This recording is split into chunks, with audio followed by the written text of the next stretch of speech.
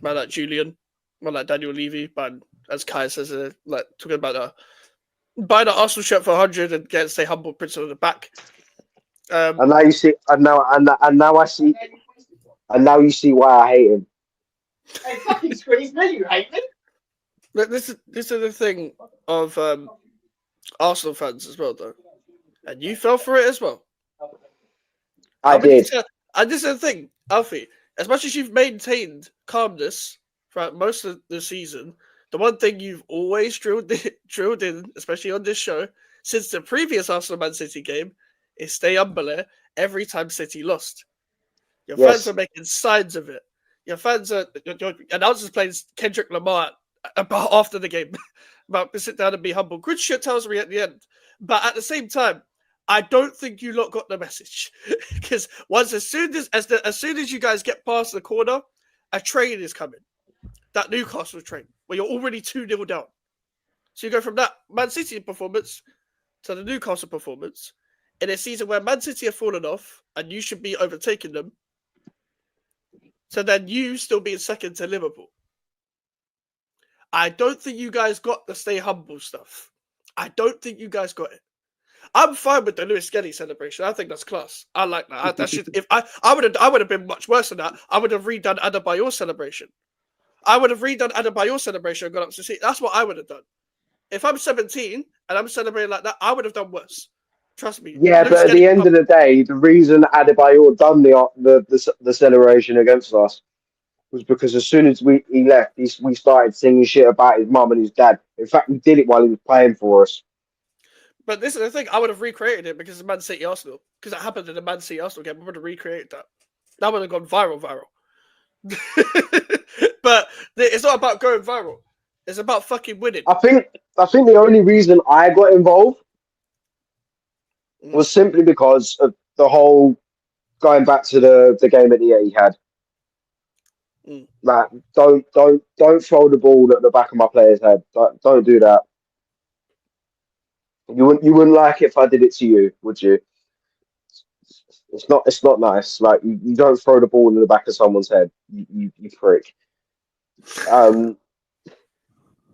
So that's why I got involved because like you don't do that shit to another human being. Like that's not fair. Like he wasn't even looking as well. Like You guys get back. Celebrate right in his face first minute.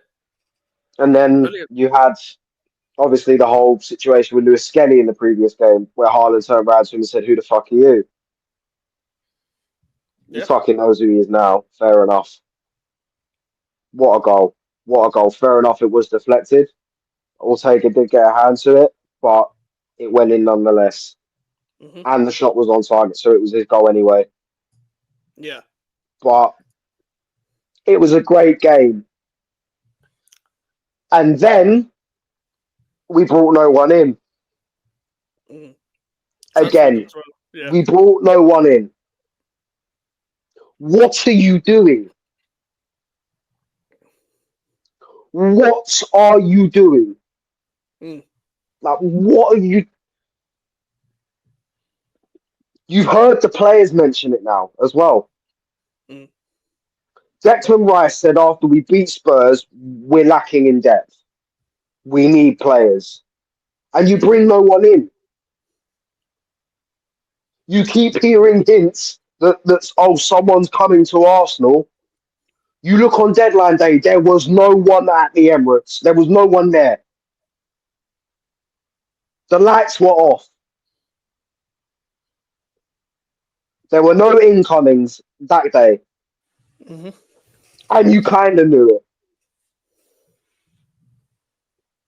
You kind of knew that Arsenal weren't going to flex their muscle and bring in some more players to bolster our team. Because we've got fuck all in terms of depth right now. How many players we got out? We still got Saka out. Jesus is out for the season. And now Martinelli's looking to be out for a month because he got injured at Newcastle. What the fuck are you doing, you stupid pricks? No, it's actually pissing me off, no doubt, mates. I'm. It's really getting to me. I'm not gonna lie. Because there was that Ollie Watkins bid as well. That fucking you knew that Ollie Watkins bid was a PR stunt so they could say at the end of the window when no one's come through the door, oh well, we tried. Yeah. We gave it our best. No, you fucking didn't. You spent too much time making new fucking merch. You've got a brand deal with Adidas. You're chucking shit out for bare money for us going like us fans to pay for.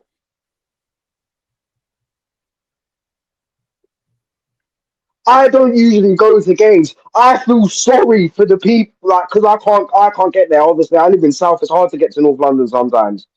Mm. But I feel sorry for the people that go week in, week out, getting shit chucked in their face. Match day programs, half and half scarves that don't make sense. Fucking like they get you to spend £200 in a club shop. And then they go out and they put a fucking shite performance in against a team like Newcastle, who have been on and off all season. Let's face it. Yeah. They've been on and off all season.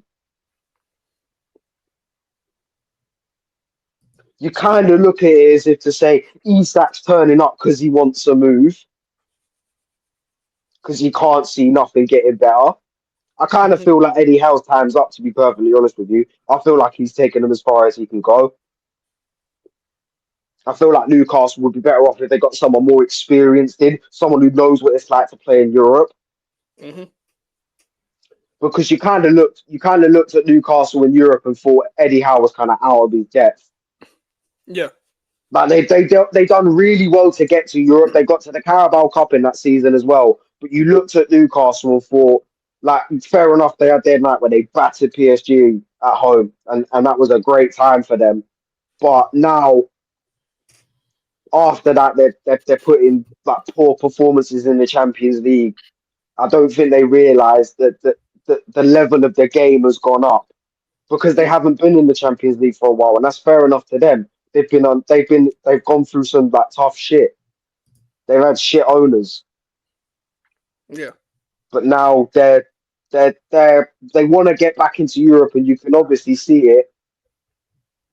But Eddie Howe's kind of fucking up now, and I feel like he's taken them as far as they can go. Did you have any confidence before that Newcastle game because of the City game, or did the transfer window dampen that already? I said, like, before the Newcastle game, I sat there and said, if you play like you played against Manchester City, we have every single chance of us getting back into the tie. Mm. But then you saw that Erdegaard chance, and you said, like we said to ourselves, we're not getting back in the tie. We got lucky with the offside goal. I'm not gonna lie. We got really, really lucky. We were caught out. But then we went forward, had possibly our best chance of the game, and we missed it. Of course, it was Erdegaard that took it, and for some reason, he took it on his fucking weaker foot. It's not like the ball was blatantly on his right hand side. It's not like he could. It's not like he could only take it with his right foot. His left foot was. It could have taken the shot, but he took it with his right. He wanted to show off. Yeah. He wanted to say, "Oh yeah, I could shoot with my right foot. I'm ambidextrous." No, you're not. You put it wide, and look what happened afterwards. Newcastle came up to our end and fucking put a goal in. What did you make of individual performances in that game? We were all shit. Mm. We were all shit. And because we were all shit one year, we looked lost. Mm. Like, Saliba got run ragged twice in both legs by Isak. Like, what's up with him? Now, why is he struggling against Isak specifically? Why is he struggling in the big games specifically? Like, when I mean big games, I mean cup games.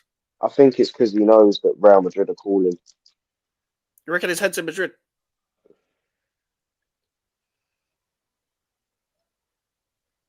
You don't like to think it, but you have to look at it from his perspective. Mm. Like you have to look at it. He's a very, very good defender for Yeah. someone of his age as well. He's a very, very good defender. It doesn't look like he's going to win fuck all at Arsenal. Let's be real. Hmm. I feel like we're just like I feel like if we let him go, he could go on to be one of the greatest midfield defenders in the world. But I feel like he could go on to be one of the greatest defenders in the world if he went to Real Madrid. Yeah. If we gave him that opportunity. Because let's be real, if you hear that Real Madrid are coming calling, you don't say no, do you? No, you don't. You don't. You'd be stupid to say no.